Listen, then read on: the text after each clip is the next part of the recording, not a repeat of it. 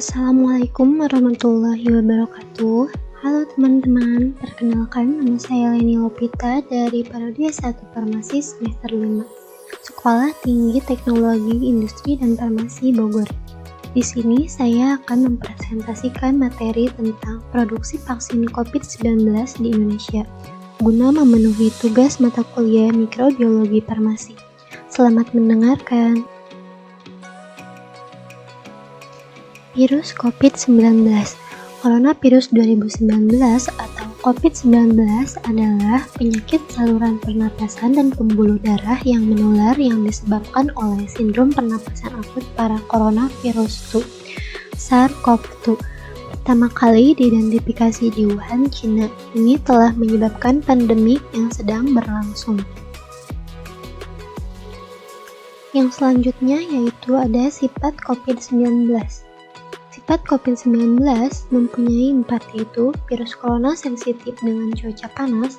Beberapa SARS-CoV-2 virus yang menyebabkan COVID-19 dapat bertahan hidup pada suhu 60 derajat Celcius selama 1 jam. Yang kedua yaitu coronavirus dapat hidup di benda mati. Corona dapat hidup selama beberapa waktu di benda mati, dilansir dari NPR. Sebuah studi menemukan bahwa virus corona dapat bertahan hidup di permukaan keras seperti plastik dan stainless steel hingga 72 jam dan di atas kardus hingga 24 jam. Virus COVID-19 juga butuh inang.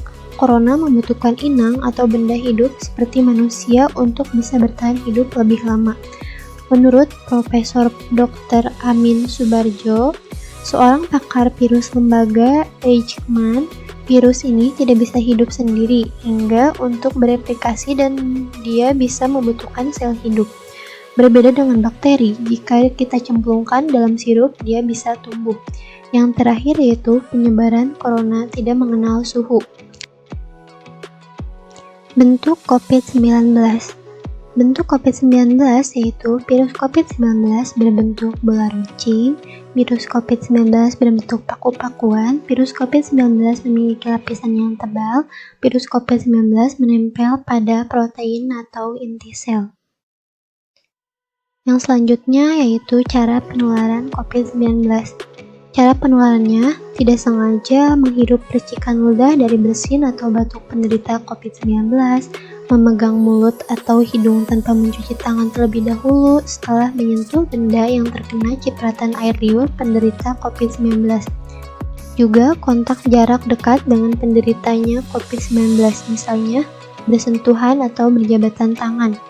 COVID-19 juga menyebar dari orang ke orang, terutama melalui jalur pernapasan setelah orang yang terinfeksi batuk, bersin, dan juga berbicara. Selanjutnya yaitu vaksin. Vaksin adalah bahan antigenik yang digunakan untuk menghasilkan kekebalan terhadap suatu penyakit. Pemberian vaksin dilakukan untuk mencegah atau mengurangi pengaruh infeksi penyebab penyakit-penyakit tertentu. Vaksin biasanya mengandung agen yang menyerupai mikroorganisme penyebab penyakit dan sering dibuat dari mikrob yang dilemahkan atau dimatikan dari toksiknya atau dari salah satu protein permukaannya. Tujuan pemakaiannya. Tujuan pemakaiannya buat apa sih? Tujuan pemakaiannya yaitu untuk merangsang sistem kekebalan tubuh untuk memunculkan antibodi terhadap penyakit tertentu. Cara kerja vaksin atau mekanisme kerja vaksin itu sendiri yaitu selama vaksinasi, vaksin yang mengandung virus, bakteri, atau organisme lain yang telah mati atau dilemahkan disuntikan ke dalam tubuh. Mekanisme merupakan salah satu upaya pencegah sekunder penyakit infeksi, yaitu dengan aktivasi sistem kekebalan tubuh guna meningkatkan pada paparan penyakit di kemudian hari. Vaksin kemudian merangsang sistem kekebalan tubuh untuk memproduksi antibodi untuk melawan organisme tersebut. Lain waktu, saat organisme tersebut kembali menyerang tubuh, akan menyerang dan akan melakukan infeksi. Teknologi produksi vaksin COVID-19 yaitu ada vaksin inaktif, vaksin yang dilemahkan, vaksin subunit, vaksin berbasis vektor virus, vaksin berbasis DNA, dan juga vaksin berbasis RNA. Vaksin inaktif. Vaksin inaktif berisi agen infeksi yang telah diinaktivasi dengan pengertian mikroorganisme telah dimatikan, namun masih bersifat imunogenik atau maupun menggertak pembentukan antibodi. Berdasarkan bentuk sedianya, vaksin inaktif dapat berbentuk emulsi dan juga suspensi karena mengandung adjuvan. Kelemahan dari vaksin inaktif ini yaitu tidak mengarah pada respon kekebalan seakurat virus hidup, membutuhkan virus untuk dibudidaya dalam jumlah besar dan dapat memakan waktu. Kelebihannya sendiri yaitu tidak seperti vaksin hidup, vaksin ini dapat diberikan kepada orang-orang dengan sistem kekebalan yang lemah. Pengembangan vaksin ini sudah ada di Sinovac, Institut Biologi Beijing, Institut Biologi Wuhan, Bharat Biotech, dan Akademi Ilmu Kedokteran Cina. Yang selanjutnya ada vaksin yang dilemahkan. Vaksin yang hidup yang dilemahkan berasal dari virus yang secara genetik dilemahkan sehingga tidak dapat menginfeksi sel dan bereproduksi secara efektif. Kandidat vaksin SARS-CoV-2 dari jenis itu menggunakan pendekatan rekayasa genetika berteknologi tinggi yang disebut codon deoptimization, di mana virus dibangun kembali dari awal dengan menggabungkan mutasi yang ditargetkan. Tak satu pun dari prototip vaksin COVID-19 ini berhasil diuji coba pada manusia. Kelebihan dari vaksin yang dilemahkan ini yaitu mirip dengan infeksi yang nyata dan biasanya memberikan perlindungan jangka panjang, terkadang seumur hidup setelah menerima satu dosis. Kekurangannya itu yaitu tidak cocok untuk orang dengan sistem kekebalan yang lemah, masalah kesehatan jangka panjang, atau orang yang pernah menjalani transplantasi organ. Ada juga vaksin subunit. Vaksin subunit dengan menggunakan protein rekombinan SARS-CoV-2 dan MERS-CoV menunjukkan hasil yang efektif dalam beberapa penelitian. Vaksin subunit mengandung antigen murni daripada menggunakan seluruh mikroorganisme. Antigen yang dimurnikan bisa berupa toksoid, fragmen subseluler, atau molekul permukaan yang diangkut oleh pembawa yang berbeda. Kelebihan dari vaksin subunit yaitu dapat diproduksi lebih cepat daripada vaksin hidup. Kekurangannya yaitu tidak menghasilkan respon imun sekuat vaksin hidup secara keseluruhan. Senyawa yang disebut adjuvan perlu dimasukkan untuk meningkatkan respon imun pada pasien. Tidak dapat ditingkat secepat produksi vaksin RNA dan DNA. Pengembangnya yaitu Akademi Ilmu Pengetahuan Tiongkok, Novavax, Oliver, Universitas Queensland, Universitas Albert.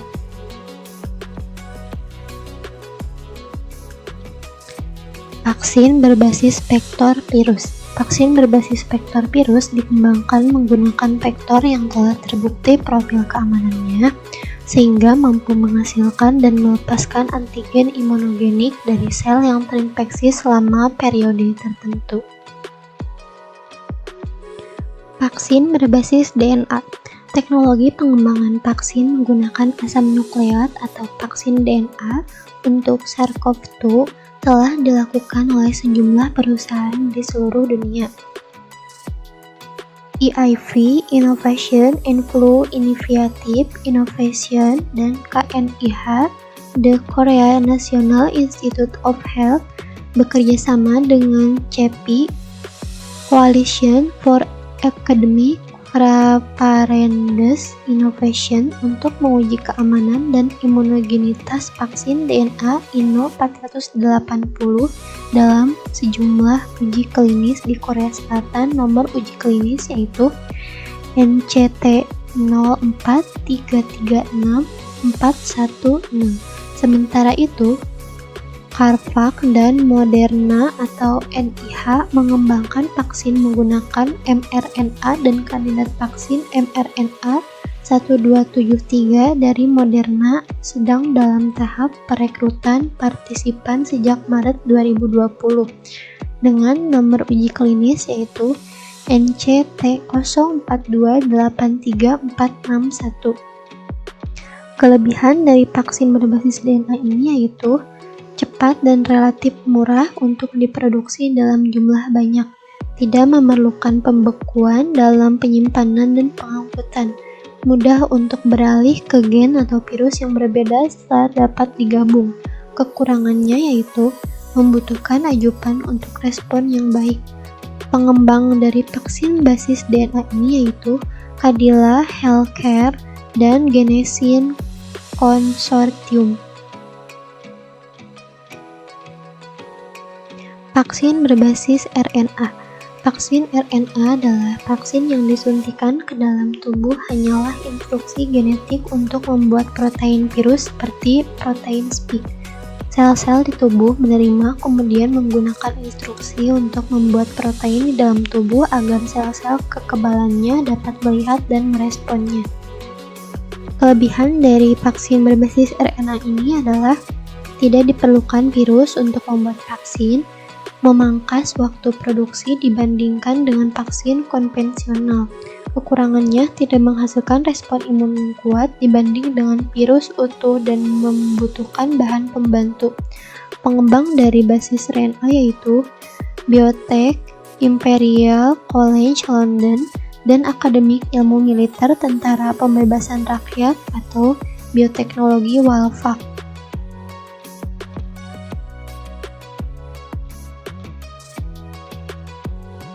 Teknologi vaksin yang dipilih Indonesia dalam produksi pertama vaksin COVID-19 dan alasan pemilihan metodenya. PT Bio Farma terpilih sebagai salah satu perusahaan farmasi yang ditunjuk oleh Koalisi Inovasi Kesiapsiagaan Epidemi untuk memproduksi vaksin COVID-19 di Indonesia. PT Bio Farma sendiri menyiapkan 2 strategi dalam pengembangan vaksin COVID-19 di Indonesia untuk menangkal penularan virus corona SARS-CoV-2 di Indonesia. Strategi jangka pendeknya adalah dengan menyediakan vaksin dengan menggandeng perusahaan Bio Farma Cina, Sinovac Biotech, dan Coalition for Epidemic Preparedness Innovation. Sedangkan strategi jangka panjang adalah dengan memproduksi vaksin yang dikembangkan peneliti Indonesia melalui Konsorsium Riset dan Inovasi COVID-19. Untuk jangka panjang dilakukan dengan Lembaga Biologi Molekuler LBM Eijkman Baltangkes untuk melakukan riset bersama. Kandidat vaksin Indonesia yang dikembangkan Eijkman diberi nama vaksin merah putih. Progres pengembangan vaksin yang murni berasal dari tanah air ini sendiri sedang dalam fase produksi protein dalam kultur sel mamalia setelah berhasil mengisolasi materi genetik antigen dari virus. Direktur IBM Eijkman, Prof. Amin Subardrio, mengenalkan teknologi yang dipergunakan untuk membuat vaksin dari instansinya adalah rekombinan protein vaksin. Dijelaskan oleh Amin, vaksin berdasarkan protein rekombinan ini dianggap lebih baik karena dalam sampel yang diambil adalah bagian atau sepotong protein, bukanlah virus secara utuh. Untuk jangka pendek tersebut, Bio Farma menggandeng Sinovac Biotech, vaksin asal Cina. Ini menggunakan vaksin konvensional dengan menggunakan metode menonaktifkan virus corona SARS-CoV-2. Alasan pemilihan Sinovac sebagai mitra adalah yang pertama yaitu perkembangan vaksin Sinovac lebih cepat dibanding vaksin lainnya. Yang kedua yaitu metode pembuatan vaksin yang dipakai oleh Sinovac sama dengan kompetisi yang dimiliki Bio Farma. Yang terakhir adalah Sinovac telah bekerja sama dengan 6 negara untuk melakukan uji klinis tahap 3 kandidat vaksin corona.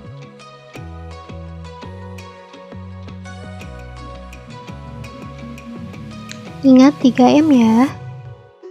Yang pertama yaitu memakai masker, yang kedua mencuci tangan dengan sabun atau hand sanitizer, yang ketiga menjaga jarak minimal 1,5 meter.